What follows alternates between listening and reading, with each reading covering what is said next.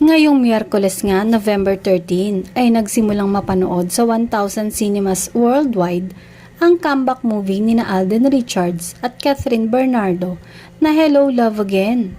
Naging matagumpay nga sa takilya ang unang araw ng pelikula at ito ang highest number of cinemas na nakamit ng isang Pinoy film.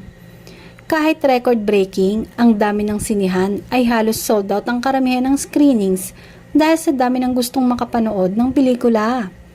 Umabot na ng 85 million ang kinita sa unang araw pa lang ng pagpapalabas nito sa mga sinihan sa Pilipinas, kaya tinagurian itong highest opening gross ng isang pelikulang Pilipino.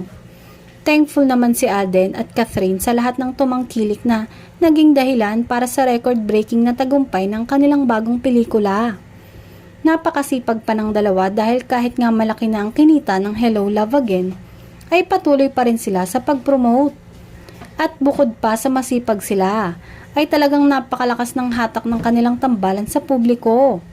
Magkasama ang dalawa na nagtutour sa mga sinihan at gayon din ang pagpunta sa mga black screening. Tuluyan na nga kayang malagpasan ng pelikulang Hello Love Again ang nakaraang top grossing film ni na Marian Rivera at Dingdong Dantes na Rewind.